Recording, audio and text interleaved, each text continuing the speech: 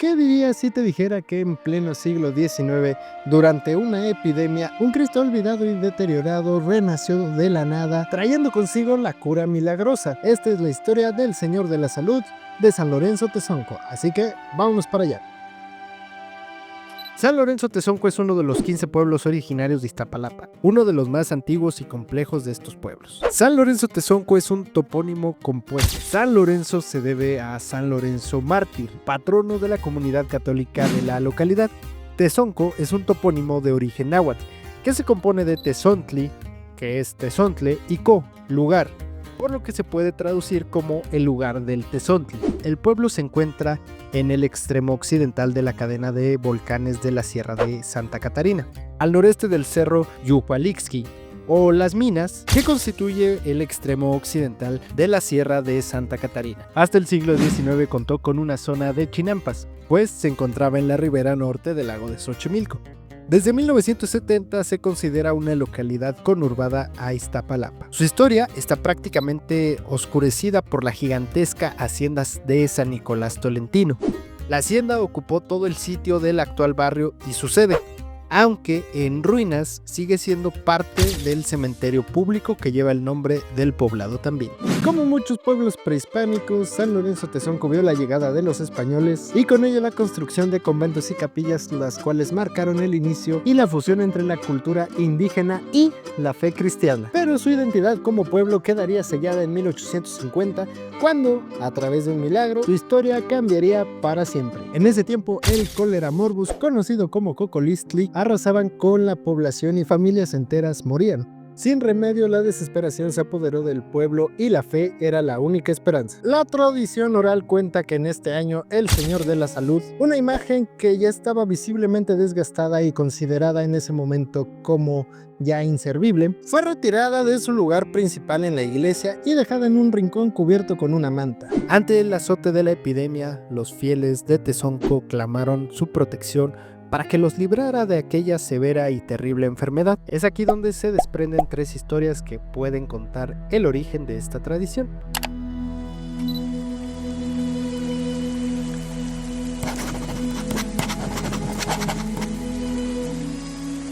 Se dice que el Cristo de la Salud, deteriorado y olvidado en un rincón de la iglesia, comenzó a llorar como un niño. El fiscal de la iglesia, que era el encargado de cuidar la iglesia, escuchó el llanto y al destapar la imagen quedó atónito. El Cristo estaba completamente renovado.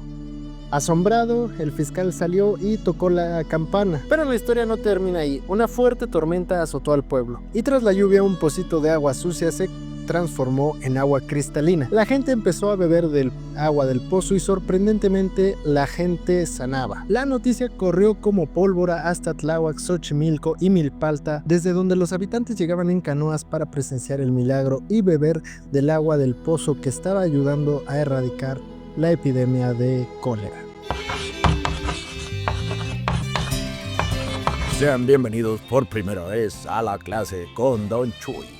El día de hoy vamos a ver el tema del cólera. Y tú te estarás preguntando, querido amigo mío, ¿qué es el cólera? Para poder continuar y que entiendas mejor el video y de qué se está hablando, el cólera morbus, mejor conocido y para los compas como cólera, es una enfermedad bacteriana que por lo general se propaga a través del agua que está contaminada. Eso quiere decir que el agua debe estar sucia de alguna manera. Tú te estarás dando entonces una idea de qué tan contaminada estaba el agua o el estado del agua que tomaban estas personas. Estamos hablando del año 1827 a 1833 aproximadamente. Esta enfermedad surge en la primera transición epidemiológica y es causada por la bacteria llamada Vibrio cholerae, que se transmite por vía fecal oral. Generalmente se transmite a través de agua contaminada con restos de excremento y en ocasiones mediante la ingesta de alimentos contaminados con heces y vómitos de personas que están enfermas. Los síntomas que puede presentar una persona infectada por esta enfermedad o más bien por esta bacteria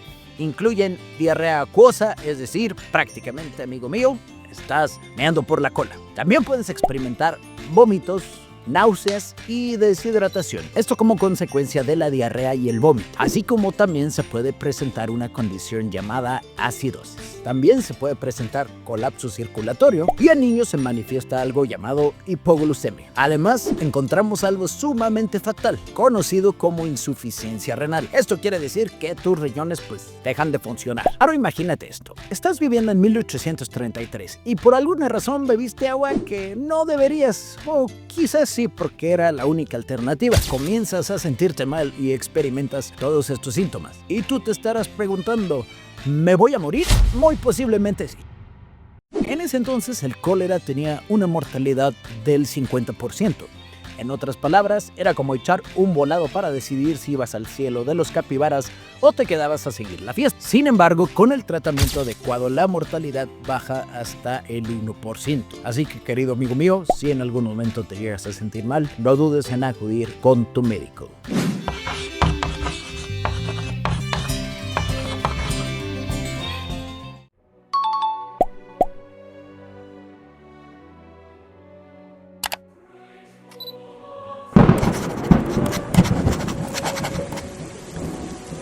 Otra versión del suceso narrada por el fraile franciscano Andrés Galicia habla de una fuerte tormenta que azotó a San Lorenzo Tezonco un 29 de mayo, justamente a las 3 de la tarde, la misma hora en la que murió aproximadamente Cristo. Rayos y centellas iluminaron el cielo arrastrando piedras y árboles, provocando así múltiples inundaciones. Cuando la tormenta cesó, los pobladores encontraron cerca de un árbol la misma imagen del Cristo que ellos veneraban, pero esta estando completamente renovada. A sus pies un pozo de agua sucia se había transformado en un manantial de agua cristalina. Ellos al probar del agua se daban cuenta que los enfermos de cólera pronto se recuperaban. Pronto la noticia se extendió a otros pueblos cercanos como Milpalta, Tulyehualco y Tláhuac, quienes asombrados por tal milagro venían desde sus pueblos originarios en canoas para tomar de esa agua que aparentemente estaba curando el cólera morbus. Ellos a cambio dejaban ofrendas de flores, inciensos y ceras.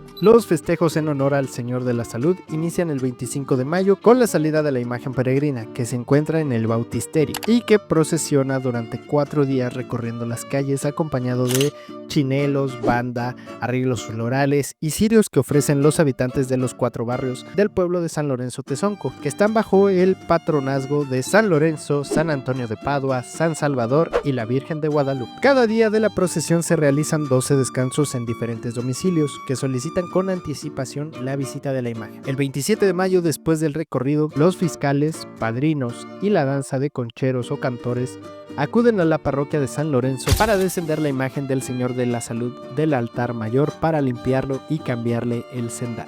El 28 de mayo, desde muy temprano, acuden a la iglesia mujeres de todas las edades para ayudar a la elaboración de tamales que repartirán durante la noche a todas las personas que lleguen a la velación de la Sagrada Imagen. A las 5 de la tarde, el Cristo peregrino sale de la última casa que le dio abrigo la noche anterior y después de recorrer el barrio, la procesión se dirige a la parroquia de San Lorenzo. Antes de entrar, el Cristo peregrino se coloca en la plaza del pueblo, donde toca la banda y se tocan las campanas, al mismo tiempo que se queman salvas de cohetes y voladoras en honor al Señor de la Salud. El Cristo peregrino entra a la parroquia entre vivas, aplausos, porras, música de viento y la multitud de fieles que entra a persignarse con el sudario del Señor de la Salud, y varias familias o grupos se organizan para llevarle serenata en el transcurso de la noche. Y conforme van saliendo los fieles empiezan a repartir los tamales que se prepararon durante el día. El 29 de mayo a las 7 de la mañana se tocan nuevamente las mañanitas al Señor de la Salud y a las 8 comienzan a llegar integrantes de las diferentes mayordomías del pueblo con sus estandartes. La danza de Santiago y la comparsa de chinelos se prepara para ofrecer su brinco o su danza al Señor de la Salud. En punto de las 9 de la mañana comienza la procesión con la imagen original del Señor de la Salud, acompañada por las danzas, la banda, el mariachi y los estandartes de las mayordomías y asociaciones del pueblo. La imagen recorre casi todo el territorio que abarca el pueblo y sus 4 barrios, para que alrededor de las 11:30 de la mañana regrese por la calle principal del pueblo para entrar al atrio con el vuelo de las campanas, el estruendo de cohetes y la emoción de los fieles que lanzan pétalos y confeti al paso del Señor de la Salud. El momento central de la fiesta es la celebración eucarística del mediodía, que preside el párroco del pueblo y que en ocasiones fue distinguida por la visita del cardenal emérito Norberto Rivera Carrera, o bien el actual obispo de la diócesis de Xochimilco, Mons Andrés Vargas Peña. Al final de la celebración, los fieles ingresan a la parroquia para saludar al Señor de la Salud, llenando así el altar de arreglos florales y veladoras que en ocasiones perfuman el recinto. Al caer la noche, la quema del castillo marca el final de la fiesta y durante todo el día se hacen presentes las manifestaciones de amor y gratitud al Señor que salvó a la zona lacustre del Valle de México de la mortífera peste de cólera.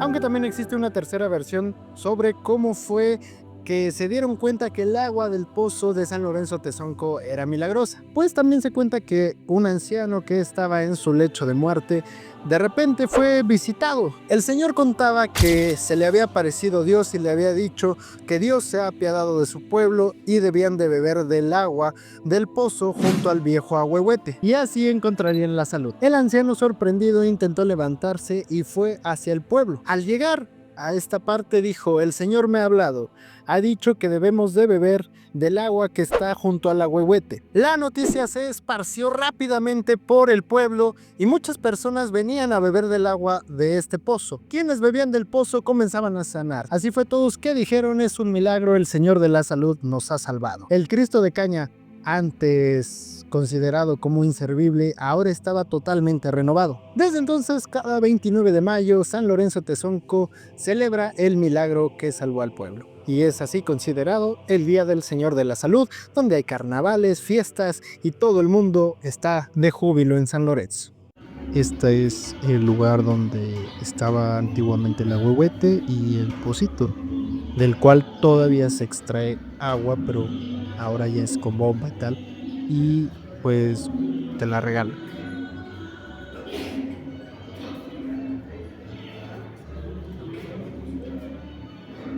En esta ocasión que venimos, todo está cubierto, la imagen del Santo Entierro y las pinturas que narran de cierta forma la leyenda, pues están cubiertas con esta manta de color morado, pues estamos ya cerca de Semana Santa. Este milagro quedó inmortalizado en una plegaria en forma de verso, transmitida así de generación en generación. La Fiscalía del Pueblo, encabezada por Maximino Ibáñez, mandó a colocar la oración en letras de bronce en la entrada del pocito, asegurando así que la memoria del milagro perdurara para la posteridad. También se construyó una fuente llamada El Bautizo de Jesús por Juan Bautista, una obra a tamaño real que representa la importancia de este suceso.